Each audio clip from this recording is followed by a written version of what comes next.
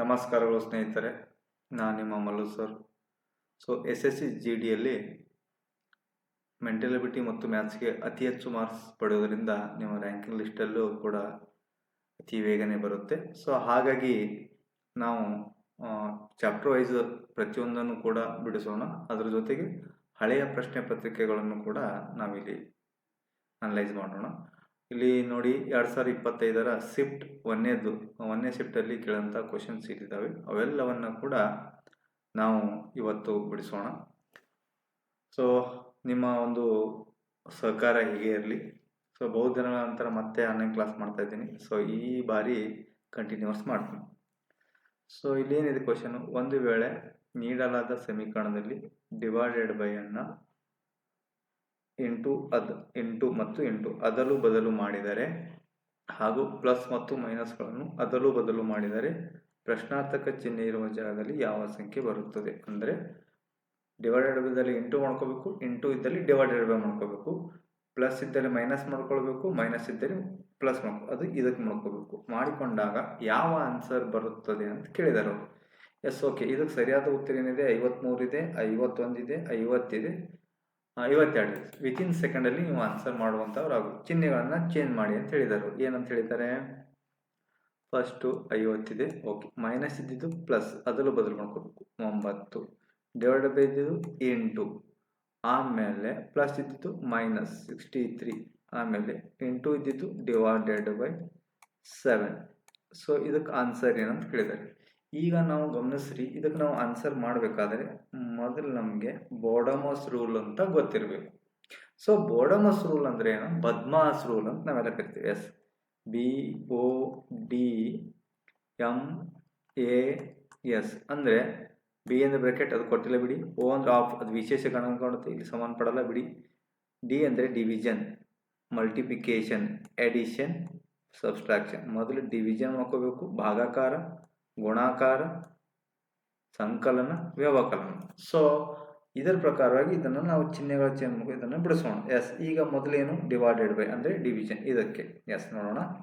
50 plus 9 into 1 minus 63 divided by 7. ಹೌದಾ? ಈಗ 7 1 7 9 63 ಗೊತ್ತಿದೆ ನಿಮಗೆಲ್ಲರೂ. 50 ಪ್ಲಸ್ 9 ಇಂಟು 1 ಮೈನಸ್ 9. ಇನ್ನು ಡಿವಿಷನ್ ಮುಗೀತು. ಇನ್ನೇನು? ಮಲ್ಟಿಪ್ಲಿಕೇಶನ್ ಅಂದರೆ ಗುಣಾಕಾರ. ಅದು ಇಲ್ಲಿದೆ, ಉಳಿಕಿದೆ, ಏನು ವಿಚಾರ ಮಾಡ್ಕೋಬೇಡಿ, ಅಷ್ಟೇ. 50 ಪ್ಲಸ್ 9 ಇಂಟು 1 9 ಆಗುತ್ತೆ. ಮೈನಸ್ ಇದು 9. ಓಕೆನಾ? ಈಗ ಆಮೇಲೆ ಪ್ಲಸ್ ಎಡಿಷನ್. 50 ಪ್ಲಸ್ 9 59 ಆಗುತ್ತೆ, ಮೈನಸ್ ಈ 9. 59ರಲ್ಲಿ 59 ಕಳೆದ್ರೆ ಆನ್ಸರ್ ಎಷ್ಟು ಬರುತ್ತೆ? 50 ಬರುತ್ತೆ. ಇದನ್ನು ನೀವು ಜಾಸ್ತಿ ಪ್ರಾಕ್ಟೀಸ್ ಮಾಡಿದ್ರೆ ವಿತಿನ್ ಸೆಕೆಂಡಲ್ಲಿ ಬಿಡಿಸ್ಬೋದು. ಆನ್ಸರ್ ಎಷ್ಟಪ್ಪ ಅಂದ್ರೆ 50. ಇದೇ ಯಾಕೆ ಆನ್ಸರಲ್ಲಿ? ಸೆಕೆಂಡ್ ಒನ್ ಆನ್ಸರ್ ಇದೆ. ಹಾಗಾಗಿ ಇದರ ಪ್ರಕಾರವಾಗಿ ಆನ್ಸರ್ ಎಷ್ಟಾಗುತ್ತೆ? 50 ಆಗುತ್ತೆ. ದಯಮಾಡಿ ಗಮನಿಸಿ, ಈ ಚಾಪ್ಟರ್ ಮೇಲೆ ಸರಳೀಕರಣ ಚಾಪ್ಟರ್ ಮೇಲೆ ಒಂದು ಕ್ವಶನ್ ಡೆಫಿನೆಟ್ ಆಗಿ SSC GD ಇರ್ತಾರೆ. ಗಮನಿಸಿ. ನೆಕ್ಸ್ಟ್ ನೋಡೋಣ. ಇಲ್ಲಿ ನೋಡಿ, ಮೊದಲ ಪ್ರಶ್ನೆ ಪತ್ರಿಕೆಗಳು ನೋಡಿದಾಗ ಈ ವೆನ್ ನೆಕ್ಸ್ಟ್ ಡಯಾಗ್ರಾಮ್ ಇದ್ದಿದ್ದಿಲ್ಲ. ಈಗ 2025 ಎಕ್ಸಾಮಲ್ಲಿ ಮತ್ತು 24 ಎಕ್ಸಾಮಲ್ಲಿ ಇದರ ಬಗ್ಗೆ ಕೊಡ್ತಾ ಇದ್ದಾರೆ. ಹಾಗಾಗಿ ನೀವು ವೆನ್ ಚಿತ್ರವನ್ನು ಸಂಪೂರ್ಣವಾಗಿ ಕಲಿಯಬೇಕು. ವೆನ್ ಚಿತ್ರವನ್ನು ಸಂಪೂರ್ಣವಾಗಿ ಬೇಕಾದರೆ ನಾನು ಇದೇ ಚಾಪ್ಟರ್ ಮೇಲೆ ಒಂದು ಹೊಸ ಸಂಪೂರ್ಣವಾದ ಮಾಹಿತಿಯನ್ನು ಕ್ಲಾಸ್ಗಳನ್ನು ಮಾಡ್ತೀನಿ. ಅದು ಫುಲ್ ಉಚಿತವಾಗಿರುತ್ತೆ. ದಯಮಾಡಿ ಕೇಳಿ, ಅಥವಾ ನಿಮ್ಮ ಯಾರಿಗಾದರೂ ಫ್ರೆಂಡ್ ಸರ್ಕಲ್ಗೆ SSC GD ಹಾಕಿದರೆ ಅವರನ್ನು ಶೇರ್ ಮಾಡಿ. ಇಲ್ಲಿ ಏನಂತಿದೆ? ಈ ಕೆಳಗಿನ ವರ್ಗ ಸಂಖ್ಯೆ ನಡುವಿನ ಸಂಬಂಧವನ್ನು ಅತ್ಯುತ್ತಮವಾಗಿ ವಿವರಿಸುವ ರೇಖಾಚಿತ್ರವನ್ನು ಆಯ್ಕೆ ಮಾಡಿ. ಮಹಿಳೆ ಹೃದಯೋಗ ತಜ್ಞ ಇಂಜಿನಿಯರ್. ಈ ಮಹಿಳೆ ಹೃದಯೋಗ ತಜ್ಞ ಇಂಜಿನಿಯರ್, ಇದು 1ನೇದ್ದು, ಇದು 2ನೇದ್ದು, ಇದು 3ನೇದ್ದು, ಇದು 4ನೇದ್ದು. ಇಲ್ಲಿ ಕೊಟ್ಟಂಥ ಆಪ್ಷನ್ಸ್ಗಳು. ಯಾವಾಗುತ್ತೆ ಅಂತಂದರೆ ಇಲ್ಲಿ ನೋಡಿ, ಮಹಿಳೆ ಹೃದಯೋಗ ತಜ್ಞ ಆಗ್ಬೋದಾ? ಓಕೆ, ಆಗ್ಬೋದು. ಡಾಕ್ಟರ್ ಆಗ್ಬೋದು. ಮಹಿಳೆ ಇಂಜಿನಿಯರ್ ಆಗ್ಬೋದಾ? ಆಗ್ಬೋದು. ಬಟ್ ಎಲ್ಲ ಮಹಿಳೆಯರು ಇಂಜಿನಿಯರ್ ಇರಲ್ಲ. ಎಲ್ಲ ಅಂತ ಬಂದರೆ ಹಿಂಗೆ ಒಳಗಡೆ ಹಾಕಿ. ಎಲ್ಲ ಮಹಿಳೆಯರು ಇಂಜಿನಿಯರ್ ಇಲ್ಲ, ಎಲ್ಲ ಮಹಿಳೆಯರು ಹೃದಯ ಎಲ್ಲ ಒಳಗೆ ಹಾಕಿದಾರಲ್ಲ, ಇದು ಅಂತೂ ಆಗಲ್ಲ. ಇಲ್ಲಿ 3 ಒಳಗೆ ಹಾಕಿದ್ದಾರೆ, ಇದು ಬೇರೆ ಬೇರೆ ಹಾಕಿದಾರ. ಮಹಿಳೆ ಅಂದರೆ ಮಹಿಳೆ ಹೃದಯ ಇಂಜಿನಿಯರ್ ಸಂಬಂಧ ಇಲ್ಲ ಅಂತ ಆಗುತ್ತೆ. ಇಲ್ಲಿ ಬೇರೆ ಬೇರೆ ಇದೆಯಲ್ಲ, ಯಾಕೆ ಸಂಬಂಧ ಇಲ್ಲ? ಮಹಿಳೆಯರು ಇಂಜಿನಿಯರ್ ಆಗ್ಬೋದಲ್ಲ? ಆಗ್ಬೋದು, ಎಲ್ಲರೂ ಇರ್ಬೋದು, ಎಲ್ಲರೂ ಇರೋಕ್ಕಾಗಲ್ಲ, ಬಟ್ ಕೆಲವು ಜನ ಅದಾರೆ. ಸೊ ಇದಕ್ಕೂ ಸಂಬಂಧ. ಸೊ ಆನ್ಸರ್ ಅದಾಗುತ್ತೆ, ಇದಾಗುತ್ತೆ. ಹೆಂಗಾಗುತ್ತೆ ಅಂದರೆ ಇದು ಮಹಿಳೆ ತಿಳ್ಕೊಳ್ಳಿ, ಓಕೆನಾ. ಇದು ಹೃದಯ ರೋಗ ತಜ್ಞೆ ಆಗಿರ್ಬೋದು ಅಥವಾ ಆಗದೆ, ಕೆಲವು ಅಂತ ಬರುತ್ತೆ, ಈ ರೀತಿ ಸಿಂಬಲ್. ಇಂಜಿನಿಯರ್ ಕೂಡ ಕೆಲವು ಜನ ಮಹಿಳೆಯರು ಇರ್ಬೋದು. ಸೊ ಹಾಗಾಗಿ ಆನ್ಸರ್ ಅದು ಆಗುತ್ತೆ. ಡೆಫಿನೆಟ್ ಆಗಿ ಆನ್ಸರ್ ಇದಿದೆ. ಈ ಚಾಪ್ಟರ್ ವೆರಿ ಈಸಿಯಾಗಿದೆ. ಸೊ ನಾನು ಯೂಟ್ಯೂಬಲ್ಲಿ ನೆಕ್ಸ್ಟ್ ಕ್ಲಾಸಲ್ಲಿ ಈ ಚಾಪ್ಟರ್ ಬಗ್ಗೆ ನಿಮಗೆ ಸಂಪೂರ್ಣವಾದ ಮಾಹಿತಿಯನ್ನು ಕಲಿತೀನಿ. ಸೊ ಎಲ್ಲಿದ್ದೀರೋ ಅಲ್ಲಿ ಕೂತಲ್ಲಿ ಕಲೀರಿ. ನೆಕ್ಸ್ಟ್, ಹೇಳಿಕೆಗಳು, ತೀರ್ಮಾನಗಳು. ಈ ಚಾಪ್ಟರ್ ಮೇಲೆ ಒಂದು ಕ್ವಶನ್ ಡೆಫಿನೆಟ್ ಆಗಿ ಇಡ್ತಾನೆ. ಯಾವುದೇ ಕ್ವಶನ್ ಪೇಪರ್ ತಗೊಳ್ರಿ, RRB ಮತ್ತು SSC ಸೆಂಟ್ರಲ್ ಗೌರ್ಮೆಂಟ್ ಮಾಡೋದಾದ್ರೆ ಒಂದು ಕ್ವಶನ್ ಫಿಕ್ಸ್. ಇದಕ್ಕೇನಂತ ಸ್ಟೇಟ್ಮೆಂಟ್ ಆ್ಯಂಡ್ ಕನ್ಕ್ಲೂಷನ್ ಚಾಪ್ಟರ್ ಇದೆ. ಸೊ ಇದು ಭಾಳ ಜನಕ್ಕೆ ಕನ್ಫ್ಯೂಸ್ ಆಗುತ್ತೆ. ಇದಟ್ ಈಸಿ ಚಾಪ್ಟರ್ ಯಾವುದಿಲ್ಲ. ಸೊ ಯಾವ ರೀತಿಯಾಗಿ ನಾವು ಇದಕ್ಕೆ ಆನ್ಸರ್ ಮಾಡಬೇಕು? ಹೇಳಿಕೆಗಳು, ಅವ್ರು ಏನು ಹೇಳ್ಯಾರ? ಎಲ್ಲ ಬಲಗೋಡೆಗಳು ಗೋಡೆಗಳು ಅಂದರೆ ಗಮನಿಸಿ, ಚಿತ್ರವನ್ನು ಹಾಕಿ, ನೀವು ಇದಕ್ಕೆ ಚಿತ್ರವನ್ನು ಹಾಕಿದ್ರೆ 199.99 ಇದಕ್ಕೇನು ಮಾಡ್ದಂಗೆ ಆನ್ಸರ್ ಬಂದಂಗೆ. ಜಸ್ಟ್ ಚಿತ್ರ ಆದ ನಂತರ ಅನಲೈಸ್ ಮಾಡ್ಕೋಬೇಕು ಅಷ್ಟೇ, ಓಕೆನಾ. ದಯಮಾಡಿ ನೋಡಿ, ಇಲ್ಲಿ ಎಲ್ಲ ಬಲಗೋಡೆಗಳು ಗೋಡೆಗಳು ನೋಡಿ, ಎಲ್ಲ ಬಲಗೋಡೆಗಳು, ಎಲ್ಲ ಬಲಗೋಡೆ ಬಲ ಬರಿತೀನಿ. ಎಲ್ಲ ಬಲಗೋಡೆಗಳು, ಎಲ್ಲ ಅಂತ ಬಂದರೆ ಒಳಗೆ ಹಾಕಿ. ಎಲ್ಲ ಬಲಗೋಡೆಗಳು ಏನಿದ್ದಾವೆ? ಗೋಡೆ ಅದಾವ. ಎಲ್ಲ ಅಂತ ಬಂದರೆ ಒಳಗಡೆ ಹಾಕಿ, ಈ ರೀತಿ ಹಾಕಿ. ಕೆಲವು ಅಂತ ಬಂದರೆ ಈ ರೀತಿ ಹಾಕಬೇಕು. ಏನು ಸಂಬಂಧನೇ ಇಲ್ಲ ಅಂದ್ರೆ ಯಾವುದೇ ಬಲಗೋಡೆಗಳು ಗೋಡೆಗಳಲ್ಲ ಅಂದ್ರೆ ಹೊರಗೆ ಹಾಕಬೇಕು. ಕೆಲವು ಗೋಡೆಗಳದಾವ ಅಂದರೆ ಈ ರೀತಿ ಹಾಕಬೇಕು. ಯಾವುದೂ ಸಂಬಂಧ ಇಲ್ಲ ಅಂದ್ರೆ ಈ ರೀತಿ ಹಾಕಿ. ಎಲ್ಲ ಅಂದರೆ ಈ ಎಲ್ಲ ಬಲಗೋಡೆಗಳು ಏನಿದ್ದಾವೆ? ಗೋಡೆಗಳದಾವ. ಎಸ್, ಓಕೆನಾ. ಎಸ್, ಹಾಗಾದರೆ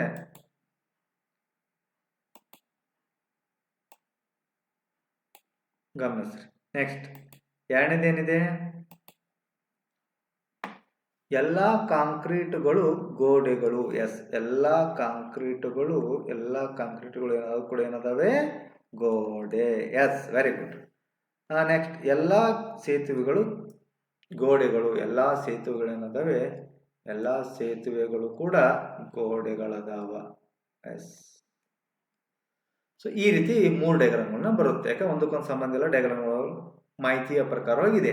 ತೀರ್ಮಾನ, ಒಂದೇ ತೀರ್ಮಾನ ಏನಿದೆ ನೋಡಿ, ಕೆಲವು ಸೇತುವೆಗಳು ಬಲಗೋಡೆಗಳು, ಕೆಲವು ಸೇತುವೆನವ ಬಲಗೋಡೆ. ನೋಡಿ, ಸೇತುವೆ ಇಲ್ಲಿದೆ, ಬಲಗೋಡೆ ಇಲ್ಲಿದೆ, ಇದಕ್ಕೆ ಸಂಬಂಧ ಇಲ್ಲ, ಒಂದೇದಂತೂ ಆಗೋದಿಲ್ಲ ಆನ್ಸರು. ಎರಡನೇ ತೀರ್ಮಾನ ಏನಿದೆ? ಕೆಲವು ಕಾಂಕ್ರೀಟ್ಗಳು ಸೇತುವೆಗಳು. ಕೆಲವು ಅಂತಂದ್ರೆ ಈ ರೀತಿ ಬರಬೇಕು, ಈ ರೀತಿ.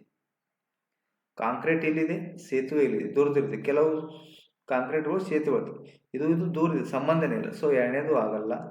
ಹಾಗಾಗಿ ಈ ನಿಮ್ಮ ಆನ್ಸರ್ 1 ಮತ್ತು 2 ಸರಿ ಆಗಲ್ಲ, ಒಂದು ಮಾತ್ರ ಸರಿನೂ ಆಗಲ್ಲ, ತೀರ್ಮಾನ 2 ಮಾತ್ರ ಸರಿನೂ ಆಗಲ್ಲ. ಇಲ್ಲಿ ತೀರ್ಮಾನ 1, ಇಲ್ಲಿ 1ನೇದು ತಪ್ಪಿದೆ, 2ನೇದು ತಪ್ಪಿದೆ. ಹಾಗಾಗಿ ನಿಮ್ಮ ಆನ್ಸರ್ ಆಗೋದು ತೀರ್ಮಾನ 1 ಮತ್ತು 2 ಕೂಡ ಸರಿ ಇಲ್ಲ, ಓಕೆನಾ. ಸೊ ಇದು ವೆರಿ ವೆರಿ ಈಸಿ ಚಾಪ್ಟರ್ ಇದೆ. ನಾನು ಈ ಚಾಪ್ಟರ್ ಬಗ್ಗೆ ಮತ್ತೆ ಕ್ಲಾಸ್ಗಳನ್ನು ಮಾಡ್ತೀನಿ. ದಯಮಾಡಿ ಉಚಿತವಾಗಿ ಆರಾಮಾಗಿ ಕಲೀರಿ. ಎಸ್, ನೆಕ್ಸ್ಟ್ ನೋಡಿ, ಇದು ಈಜಿ ಇದ್ರೂ ಕೂಡ ಕನ್ಫ್ಯೂಸ್ನೆಸ್ ಭಾಳ ಮಂದಿಗಿದೆ. ಯಾಕದಪ್ಪ ಅಂತಂದ್ರೆ ನೀವು ಕ್ವಶನ್ ಚೆನ್ನಾಗಿ ಓದಲ್ಲ. ಸೊ ದಯಮಾಡಿ ಕ್ವಶನ್ ಚೆನ್ನಾಗಿ ಓದಿ. ಆತ್ಮೀಯ ನನ್ನ ಬಂಧುಗಳೇ, ಕಾಲ್ಫಾರ್ಮ್ ಆಗಿಲ್ಲ ಅಂತೇಳಿ ಏನು ತಲೆ ಕೆಡಿಸ್ಕೊಳ್ಳೋಕೆ ಹೋಗಬೇಡಿ.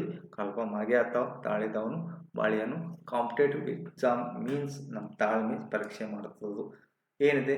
GRACFUL ಅಂದರೆ ಗ್ರೇಸ್ಫುಲ್ ಎಂಬ ಪದದಲ್ಲಿನ ಪ್ರತಿಯೊಂದು ಇಂಗ್ಲಿಷ್ ವರ್ಣಮಾಲೆಯ ಕ್ರಮದಲ್ಲಿ ಜೋಡಿಸಿದರೆ ಎಷ್ಟು ಅಕ್ಷರಗಳು ಬದಲಾಗದೆ ಹಾಗೆ ಉಳಿಯುತ್ತವೆ ಅಂತ ಕೇಳಿದ್ದಾರೆ.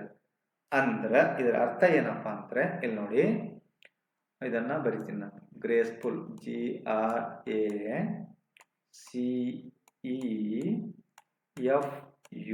GRACEFUL ಇಂಗ್ಲಿಷ್ ವರ್ಣಮಾಲೆಯ ಕ್ರಮದಲ್ಲಿ ಬರೆದರೆ ಅಂದ್ರೆ A1, B2, C3 ಈ ರೀತಿಯಾಗಿ ಇದನ್ನ ಬರೆದ್ರೆ ಎಷ್ಟು ಅಕ್ಷರಗಳು ಅದೇ ಜಾಗತಿಗೆ ಬರ್ತಾವ ಅಂತ ಕೇಳಿದೆ. ಒಂದೇದಾಗುತ್ತೆ ಇಂಗ್ಲಿಷ್ ವರ್ಣಮಾಲೆಯಲ್ಲಿ A, ಆಮೇಲೆ B ಅಲ್ಲ, ಇದರಲ್ಲಿ ನೋಡ್ರಿ C ಆಗುತ್ತೆ, ಎರಡನೇ ಜಾಗತಿಗೆ C ಬರುತ್ತೆ. ಆಮೇಲೆ E ಬರುತ್ತೆ, ಆಮೇಲೆ F ಬರುತ್ತೆ, ಆಮೇಲೆ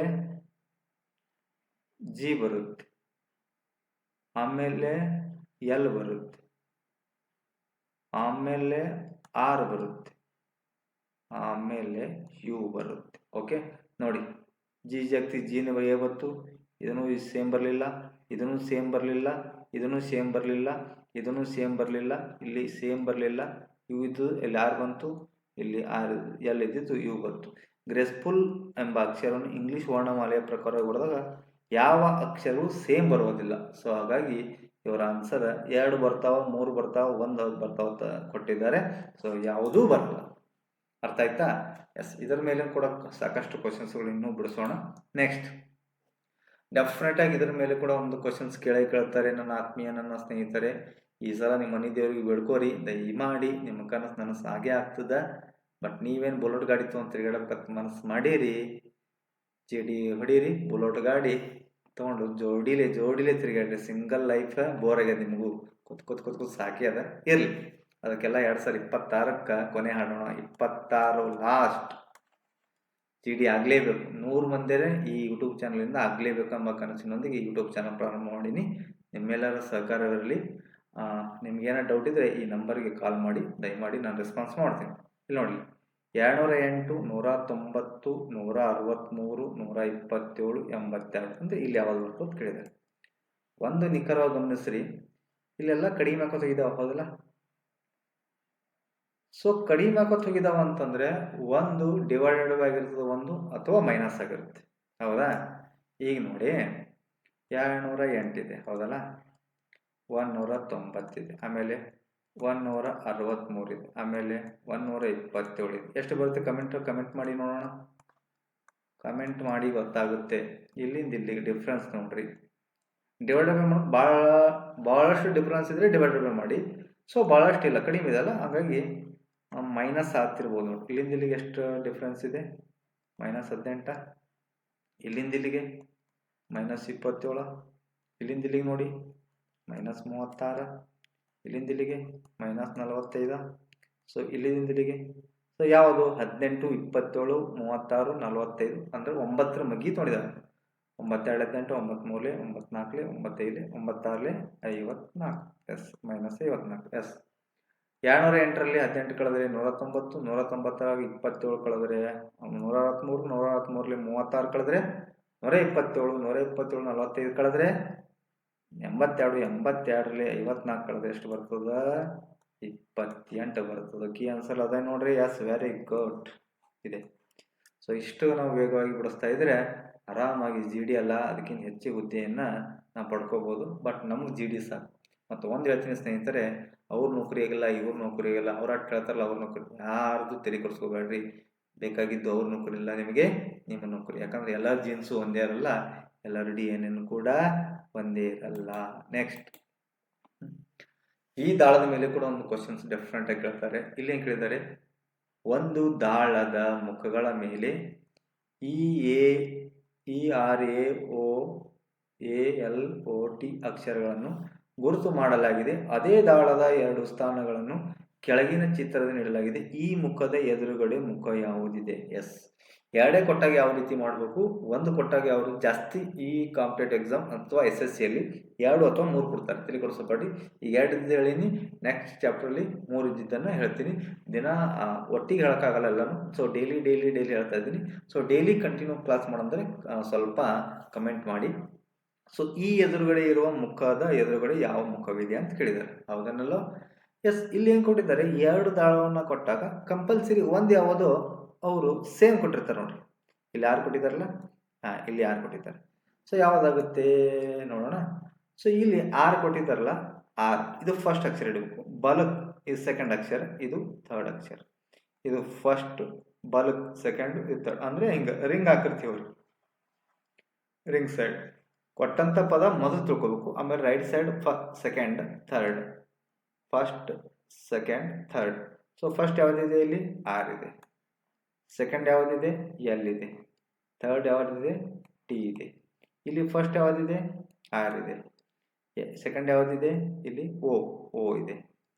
ಅಂದರೆ ಥರ್ಡ್ ಯಾವುದಿದೆ? ಎ. ಅಂದರೆ ಆರ್ಗೆ 6 ಇಂಟು ಆಯಿತು ವಿರುದ್ಧ, ಎಲ್ಗೆ ಓ ವಿರುದ್ಧ ಆಯಿತು, ಟಿಗೆ ಎ ವಿರುದ್ಧ. ಸರ್ ಏನು ನಾನು ಕೇಳಿದ್ದು ಈಗ ಅಲ್ವಾ, ನೀವೇನು ಇಲ್ಲಿ ಏನೂ ಇಲ್ಲಲ್ರಿ? ಎಸ್, ಇಲ್ಲಿ ನೋಡಿ ಅವರು ದಾಳದ ಮೇಲೆ ಏನು ಬರ್ತಾರೆ? EAOALOT ERALOT ಅಂತ ಬರೆದಿದ್ದಾರೆ. ಸೊ ಆರ್ ಇದೆ, ಟಿ ಇದೆ, ಎಲ್ ಇದೆ, ಓ ಇದೆ, ಎ ಇದೆ, ಏನೇ ಇಲ್ಲ. ಸೊ ಎಲ್ ಓ ಅಪೋಸಿಟ್ ಆಯಿತು, ಓಕೆ. ಟಿಗೆ ಎ ಆಯಿತು, ಆರಕ್ಕೆ ಆರೇ ಅಪೋಸಿಟ್ ಆಗಲ್ರಿ. ಯಾಕಾಗಲ್ಲ? ನಾನೇ ಅಪೋಸಿಟ್ ಇರಲ್ಲ, ನಾನು ಮತ್ತವಿರಬೇಕು.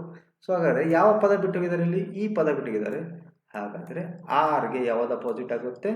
ಇ ಆಗುತ್ತೆ. ಈಗ ಯಾವ್ದಾಗುತ್ತೆ? ಆರ್ ಆಗುತ್ತೆ. ಸೊ ಇರೋ ಆನ್ಸರ್ ಸಿ, ಆರ್. ಕಂಪ್ಲೀಟ್. ಅರ್ಥ ಆಯ್ತಾ? ಸೊ 3 ದಾಳಗಳ ಬಗ್ಗೆ ನೆಕ್ಸ್ಟ್ ಕ್ಲಾಸಲ್ಲಿ ಮತ್ತು 1 ದಾಳದ ಬಗ್ಗೆ ನೆಕ್ಸ್ಟ್ ಕ್ಲಾಸಲ್ಲಿ ನಿಮಗೆ ಸವಿಸ್ತಾರವಾಗಿ ಹೇಳುತ್ತೇನೆ. ತಲೆ ಕೆಡಿಸ್ಕೋಬೇಡ್ರಿ. ಇಲ್ಲೊಂದು ಈಜಿ ಇದೆ. ಇದು ಅಕ್ಷರಮಾಲೆಯ ಚಾಪ್ಟರ್ ಮೇಲೆ 3 ಇಂದ 4 ಕ್ವಶನ್ ಕೇಳ್ತಾರೆ ಸರ್. ನೀವು ಚಾಪ್ಟರ್ ಪರ್ಫೆಕ್ಟಾಗಿ ಮಾಡಿರಿ. ನೀವು ಎಷ್ಟು ಮಾರ್ಕ್ಸ್ ತೊಗೋಬೇಕಂದ್ರೆ 20ಕ್ಕೆ 20 ಮಾಡಲೇಬೇಕು. ಯಾವ ಚಾಪ್ಟ್ರಲ್ಲಿ? ಒಂದು ಮಾನಸಿಕ ಸಾಮರ್ಥ್ಯದಲ್ಲಿ. ಗಣಿತಕ್ಕೆ ಸಮಯ ಸಾಲೋದಿಲ್ಲ, ಆದರೂ ಕೂಡ ಅಲ್ಲಿ 12ರಿಂದ 15 ಮಾರ್ಕ್ಸ್ ನೀವು ತೊಗೊಳ್ಬೋದು. ಇಷ್ಟು ತೊಗೊಂಡಿದ್ದೆ ಅದರಲ್ಲಿ ಉಳಿದಿದಷ್ಟೇ ಡಿಕ್ರೀಸ್ ಕಡಿಮೆ ತೊಗೊಂಡ್ರು ಕೂಡ ನಿಮ್ಮ ಸೆಲೆಕ್ಷನ್ ಲಿಸ್ಟಲ್ಲಿ ನಿಮ್ಮ ಕಾಕಿ ಡ್ರೆಸ್ ನಿಮ್ಮ ಮೈ ಮೇಲೆ ಕಣ್ಣು ಹಿಡ್ಕೊಂಡು ನೀವು ತಿರುಗಾಡೋದೇ ನೋಡ್ರಿ. ಯಾಕಂದ್ರೆ ಹೇಗೆ ಪೊಟಿಷನ್ ಕೊಟ್ಟಿರ್ತಾರೆ ಸರ್. ಅವ್ರಿಗೆ JMP ಅನ್ನು 5139 ಎಂದು, BALM ಅನ್ನು 952 ಎಂದು ಬರೆದಾರ. ಸೊ ಹಾಗಾದರೆ ನೀಡಲಾದ ಭಾಷೆಯಲ್ಲಿ ಎಲ್ ಪದ ಸಂಕೇತ ಭಾಳ ಈಸಿ ಇದೆ ಸರ್. ಏನದ ರೀ? JAMB. ಅದಕ್ಕೆ ಕೊಟ್ಟಾರಿ 5139 ಅಂತ ಕೊಟ್ಟಿದ್ದಾರೆ. ಆಮೇಲೆ BA ರೀ, LM ಏನು ಕೊಟ್ಟಿದ್ದಾರೆ? 9521 ಅಂತ ಅವ್ರು ಏನೋ ಒಂದು ಭಾಷೆಯಲ್ಲಿ ಕೊಟ್ಟಿದ್ದಾರೆ. ಸೊ ಹಾಗಾದ್ರೆ ನಮಗೆ ಕಡೆ ಎಲ್ ಎಂಬ ಪದಕ್ಕೆ ಎಲ್ಲಿದೆ ಹುಡುಕಾಡಿ, ಎಲ್ಲಿದೆ. ಎಲ್ಲಕ್ಕೆ ಏನು ಕೊಟ್ಟಾರ್ರಿ? ಏನು ಬಂದದ್ರಿ? 2 ಬಂದದ. ಮುಗಿತು. ಹಂಗಾರೆ ಆನ್ಸರ್ 2 ಆಗುತ್ತೆ. ಹೌದಲ್ಲ? ಈಸಿ ವೇಲಿ ಆನ್ಸರ್ ಇದೆ. So answer 4th one. Next ನೋಡೋಣ ಸ್ನೇಹಿತರೆ. ಓಕೆ, ಸೊ ಇಲ್ಲಿ ನೋಡಿ. ಸೊ ಈ ಚಾಪ್ಟರ್ ಮೇಲೆ 2 ಕ್ವಶನ್ಸ್ ಕೇಳ್ತಾರೆ. ಇದು ಯಾವುದು ಅಂದ್ರೆ ಸಿಟ್ಟಿಂಗ್ ಅರೇಂಜ್ಮೆಂಟ್ ಚಾಪ್ಟರ್ ಇದೆ. ಇಲ್ಲಿ ಏನು ಕೇಳಿದ್ದಾರೆ? LMNO LMNPQR ಓ ಒಂದು ಆಗ್ಬೇಕಿಲ್ಲಿ. OPQ 7 ಜನ, 1 2 3 4 5 6 7. LMNO MNPO ಅಂದರೆ OPQR ಎಂಬ 7 ಜನರು ಉತ್ತರಕ್ಕೆ ಮುಖ ಮಾಡಿ ನೇರ ಸಾಲಿನಲ್ಲಿ, ಆದರೆ ಅವರು ಅಧ್ಯಯನ ಕ್ರಮದಲ್ಲಿ ಕುಳಿತಿರ್ಬೇಕು. ಒಂದು ಸಾಲಿನಾಗೆಲ್ಲ 7 ಜನ ಅದಾರೆ. LMNOPQR ಅಂತೇಳಿ. ಸೊ ಪಿಯ ತಕ್ಷಣದ ಎಡಕ್ಕೆ, ಎಂ ರವರು ಪಿಯ ತಕ್ಷಣ ಎಡಕ್ಕೆ ಕುಳಿತಿದ್ದಾರೆ. ಓ ರವರು ಕ್ಯೂ ರವರ ತಕ್ಷಣದ ಎಡಕ್ಕೆ ಕುಳಿತಿದ್ದಾರೆ. ಆರ್ ಅವರು ಪಿಯ ತಕ್ಷಣದ ಬಲಕ್ಕೆ ಕುಳಿತಿದ್ದಾರೆ ಮತ್ತು ಎಲ್ ರವರ ತಕ್ಷಣದ ಎಡಕ್ಕೆ ಕುಳಿತಿದ್ದಾರೆ. ಎನ್ ರವರು ಎಲ್ ಅವರ ತಕ್ಷಣದ ಬಲಕ್ಕೆ ಮತ್ತು ಓ ಅವರ ತಕ್ಷಣದ ಎಡಕ್ಕೆ ಕುಳಿತಿದ್ದಾರೆ. ಹಾಗಾದರೆ ಎನ್ ಇಲ್ಲಿ ಏನಾಗಬೇಕಿತ್ತು? ಎನ್ ರವರ ಎಡಕ್ಕೆ ಎರಡನೇದಾಗಿ ಯಾರು ಕುಳಿತಿದ್ದಾರೆ ಅಂತ ಕೇಳಿದ್ದಾರೆ. S, okay. ಯಾರಕ್ಕೆ ಕೂತಾರ್ರಿ? 7 ಜನ ಒಂದು ಉತ್ತರಕ್ಕೆ ಮುಖ ಮಾಡಿ ಕೂತಾರೆ. 7 ಜನ ಅಂದರೆ ಸಾಲಿನಲ್ಲಿ ಸಾಲು ಹೊಡೀರಿ. ವೃತ್ತಾಕಾರ ಕೊಟ್ಟಿರ್ತಾರೆ, ವೃತ್ತ ಹೊಡೀರಿ. ಚೌಕಾಕಾರ ಕೊಟ್ಟರೆ ಚೌಕ ಹೊಡೀರಿ. ಎಸ್, ಈ ಕಡೆ ಎಡಭಾಗ ತಿಳ್ತೀನಿ, ಈ ಕಡೆ ಬಲಭಾಗ. ಎಷ್ಟು ಜನ? 7 ಜನ. 1 2 3 4 5 6 7 ಜನ. ಓಕೆ. ಎಂ ರವರು ಪಿ ರವರ ತಕ್ಷಣದ ಎಡಕ್ಕೆ ಕುಳಿತಿದೆ. ಎಂ ಅನ್ನೋರು ಪಿ ರವರ ತಕ್ಷಣ, ಈ ಕಡೆ ಹೊಂಟ್ರೆ ಎಡ, ಈ ಕಡೆ ಹೊಂಟ್ರೆ ಬಲ. ಎಂ ರವರು ಪಿಯ ತಕ್ಷಣದ ಎಡಕ್ಕೆ. ಕರೆಕ್ಟಾ? ಎಸ್. ಸೊ ಈ ರೀತಿ ಹಿಡ್ಕೋತೀವಿ. ತಪ್ಪಾದ್ರೆ ಅಳಕಿಸ್ಬೇಕಷ್ಟೇ, ಮತ್ತೇನಿಲ್ಲ ಇಲ್ಲಿ. ಸೊ ಹಾಗಾದರೆ ಎಂ ರವರು ಪಿಯ ತಕ್ಷಣ, ಓ ರವರು ಕ್ಯೂ ರವರ ತಕ್ಷಣದ ಎಡಕ್ಕೆ ಕುಳಿತು. ಓ ರವರು ಕ್ಯೂ ರವರ ತಕ್ಷಣದ ಎಡಕ್ಕೆ. ಓ ರವರು ಕ್ಯೂ ರವರ ತಕ್ಷಣ ಎಡಕ್ಕೆ. ಕರೆಕ್ಟ್, ಇದೊಂದು ಕರೆಕ್ಟ್ ಆಯ್ತು. ಈ ಸದ್ಯಕ್ಕೆ ಕರೆಕ್ಟ್. ಬಟ್ ಮುಂದೆ ನೋಡೋಣ. ತಪ್ಪಾದರೆ ಅಳಕಿಸ್ಬೇಕು, ಏನು ಮತ್ತೊಂದು ಕೆಲಸನೇ ಇಲ್ಲಿ. ಆರ್ ಅವರು ಪಿಯ ತಕ್ಷಣದ ಬಲಕ್ಕೆ. ಆರ್ ಅವರು ಪಿಯ ತಕ್ಷಣದ ಬಲಕ್ಕೆ. ತಕ್ಷಣ ಪಕ್ಕದಲ್ಲಿ, ಬಲಕ್ಕಿಲ್ಲ ಜಾಗದಲ್ಲಿ ಖಾಲಿ. ಆರ್ ಅವರು ಪಿಯ ತಕ್ಷಣದ ಬಲಕ್ಕೆ ಮತ್ತು ಎಲ್ ಅವರ ತಕ್ಷಣ ಎಡಕ್ಕೆ. ಆರ್ನವರು ಪಿಯ ಬಲಕ್ಕೆ, ಎಲ್ನ ತಕ್ಷಣಕ್ಕೆ. ಇಲ್ಲಿ ಎಲ್ಲ ಬರಬೇಕು. ಇಲ್ಲಿ ತಪ್ಪಿದೆ, ನಾವು ಬರ್ತಿತ್ತು. ಎಸ್, ಹಾಗಾದ್ರೆ ಅಳಕಿಸ್ಬೇಕು ಸೀದಾ, ಏನು ಕೆಲಸನೇ ಇಲ್ಲಿ. ಓಕೆ.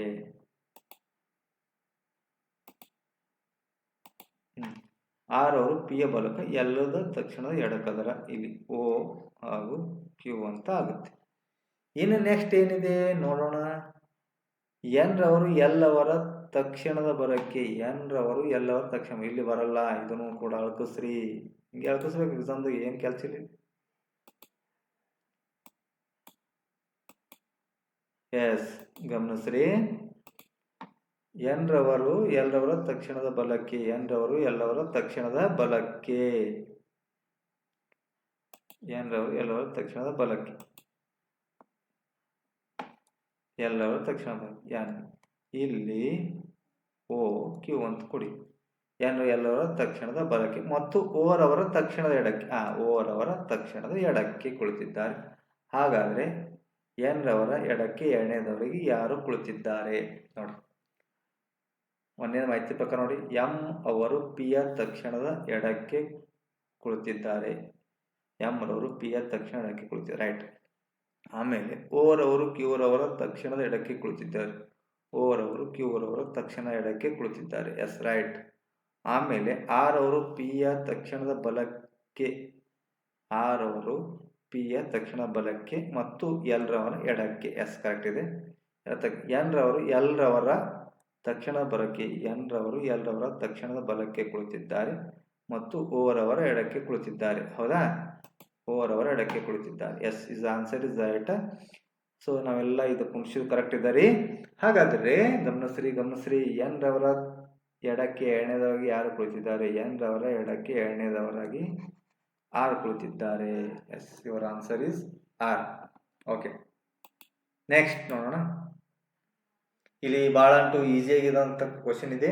ಇಲ್ಲಿ ನೋಡಿ, ಇಂಗ್ಲಿಷ್ ವರ್ಣಮಾಲೆಯ ಅನುಕ್ರಮವನ್ನು ಆಧರಿಸಿ 4 ಅಕ್ಷರ ಗುಚ್ಛಗಳ ಪೈಕಿ 3 ಒಂದು ವಿಶಿಷ್ಟ ರೀತಿಯಲ್ಲಿ ಮತ್ತು ಅವು ಒಂದೇ ಗುಂಪಿಗೆ ಸೇರಿರುತ್ತವೆ. ಈ ಗುಂಪಿಗೆ ಸೇರದ ಅಕ್ಷರ ಗುಚ್ಛ ಯಾವುದು? ಅಂದರೆ ಇದರ ಅರ್ಥ ಏನಪ್ಪ, 3 ಒಂದೇ ಟೈಪ್ ಆದರೆ ಒಂದು ಬೇರೆ ಇದೆ ಅಂತ. ಆ ಬೇರೆದಿದ್ದು ಯಾವುದು ನೀವು ಗುರುತಿಸ್ರಿ ಅಂತ ಹೇಳಿದ್ದಾರೆ. ನೋಡೋಣ. ಎಸ್ ಯು ವಿ ಕೊಟ್ಟಿದಾರಲ್ಲ, ಡಿಫ್ರೆನ್ಸ್ ಇಟ್ಟದ ನೋಡ್ರಿ. ಎಸ್ ದಿಂದ V, S T U V. S ದಿಂದ ಎಸ್ ಟಿ ಯು 2 ಲೆಟ್ರ್. ಇಲ್ಲಿಂದ ಇಲ್ಲಿಗೆ 1 ಯು 1 ಲೆಟ್ರ್. ಎರಡೇ ನೋಡ್ರಿ, ಎನ್ ಪಿ ಆರ್. ಡಿಫ್ರೆನ್ಸ್ ನೋಡ್ರಿ, M N O P 2 letter. P Q R ಇದು 2 ಲೆಟ್ರ್. ಮೂರೇದು ನೋಡ್ರಿ, ಎಚ್ ಜೆ ಎಲ್. ಇಲ್ಲಿಂದ E F G H I J 2 letter. K L ಇಲ್ಲಿ 2 ಲೆಟ್ರ್. ಇದು ಸೇಮ್ ಬರ್ತದೆ. ಇನ್ನು ಇದು ನೋಡ್ರಿ, F H J, F H J. F ಇಂದ E F G H 2 letter.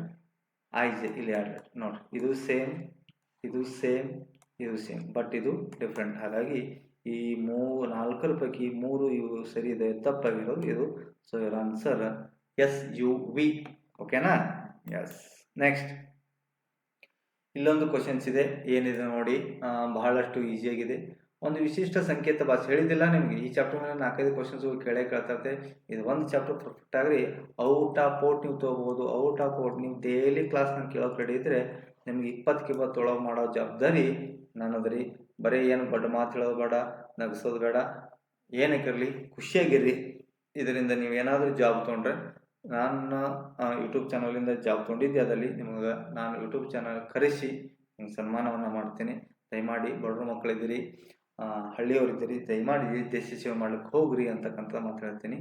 ಒಂದು ವಿಶಿಷ್ಟ ಸಂಕೇತ ಭಾಷೆಯಲ್ಲಿ BSGN ಎಂಬುದು 5-22-10-7 ಎಂದು ಸಂಕೇತಿಸಲಾಗಿದೆ. TAUE ಎಂಬುದನ್ನು 23-4-24-8 ಎಂದು ಸಂಕೇತಿಸಲಾಗಿದೆ. ಹಾಗಾದರೆ PJDQ ಎಂಬುದನ್ನು ಹೇಗೆ ಸಂಕೇತಿಸಲಾಗುತ್ತದೆ? ಇಲ್ಲಿ ಗಮನಿಸ್ರಿ, BSGN ಇದು ಹೆಂಗೆ ಬರೆದಿದ್ದಾರ ಅದು ಇಂಪಾರ್ಟೆಂಟ್ ಅಲ್ಲ. ಏನು ಬರೆದಾರ ಅವರು? 5-22-10-7 ಬರೀತಾರೆ, ಹೌದಲ್ಲ. B 5 ಬರ್ದ ಅಂತ ತಿಳ್ಕೊಳ್ರಿ, ಎಸ್ಗೆ 22 ಬರ್ತಾರ ಅಂತ ತಿಳ್ಕೊಳ್ರಿ, G 10 ಬರ್ದಾರ ಅಂತ ತಿಳ್ಕೊಳ್ರಿ, N 7 ಬರ್ದಾರ ಅಂತ ತಿಳ್ಕೊಳ್ರಿ. ಹೆಂಗೆ ಬರ್ದರು? B ಎಷ್ಟನೇ ಲೆಟ್ರ್ ರೀ? 2ನೇ ಲೆಟ್ರ್. 5 ಬರ್ದಾರ ಅಂದರೆ +3 ಮಾಡಿದ್ದಾರೆ. S 19 ಲೆಟ್ರ್ ಇದೆ, +3. G 7 ಲೆಟ್ರ್ ಇದೆ, +3. N 17 ಆಗಬೇಕಿದು. ಎಸ್, ಇದು 17 ಆಗಬೇಕು. N 14 ಲೆಟ್ರ್ ಇದೆ, 17 ಬರೆದಿದ್ದಾರೆ. ಎಸ್, ಹಾಗಾದರೆ ಮೂರು ಲೆಟ್ರ್ ಮುಂದೆ ಬರ್ತಾರೆ. +3 ಬಿದು ಎಷ್ಟು 5, ಎಸ್ಸುದು 19 +3 22, ಜಿದು 7 ಇದೆ +3 ಎಷ್ಟಾಗ್ತದೆ 10, ಎನ್ನದು 14 +3 ಎಷ್ಟಾಗುತ್ತೆ 17 ಆಗುತ್ತೆ. 5, 22, 10, 17. ದ ಸೇಮ್ ಪ್ರೊಸೀಜರ್ TAUE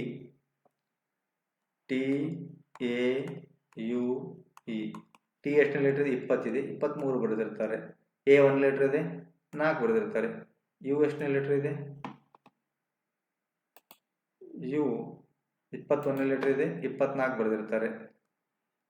ಈ 5ನೇ ಇದೆ 8 ಬರೆದಿರ್ತಾರೆ. ಹೌದಲ್ಲ, 3 ಲೀಟರ್ ಮುಂದಕ್ಕೆ ಹೋಗಿದ್ದಾರೆ. ದ ಸೇಮ್ ಪ್ರೊಸೀಜರ್ ಎದಕ್ಕೆ ಕೇಳಿದ್ದಾರೆ ಅವರು ಅಂತಂದ್ರೆ PJDQ ಎಸ್ ಓಕೆನಾ. PJDQ ಕೇಳಿದ್ದಾರೆ. ಗಮನಿಸ್ರಿ, ಪಿ ಇದು ಎಷ್ಟನೇ ಲೀಟರ್ 16 ಲೀಟರ್ 19 ಆಗಬೇಕು. ಸೊ ಜೆ ಎಷ್ಟನೇ ಲೀಟರ್ ಆಗುತ್ತೆ EFGHIJ 10ನೇ ಲೀಟರ್ ಆಗುತ್ತೆ. ಸೊ ಇದು ಎಷ್ಟು ಬರೀತಾರೆ 13 ಬರೀತಾರೆ. ಡಿ 4ನೇ ಬರೀತಾರೆ 7 ಬರೀತಾರೆ. ಕ್ಯೂ 16 ಕ್ಯೂ ಎಷ್ಟನೇ ಲೀಟರ್ ಬರೆದಿದ್ದಾರೆ 17 ಲೀಟರ್. PQ 17 litre +3 30 20. ಸೊ ಯಾವುದಾಗುತ್ತೆ 19 13 7 20 ಆಗುತ್ತೆ. ಏನಾಗುತ್ತೆ 19 13 7 20. ಆನ್ಸರ್ ಇದೆಯಾ? ಎಸ್. ಎಲ್ಲ 3 ಲೀಟರ್ ಮುಂದಕ್ಕೆ ಆನ್ಸರ್ ಎಸ್ ಒಂದೇದೇ ಇದೆಯಲ್ಲ, ಎಸ್ ಇದೆ ಆನ್ಸರ್. ಅರ್ಥ ಆಯ್ತಾ? 3 ಲೀಟರ್ ಮುಂದಕ್ಕೆ ಬರ್ತಾರೆ ಅಷ್ಟೇ. ಎಸ್.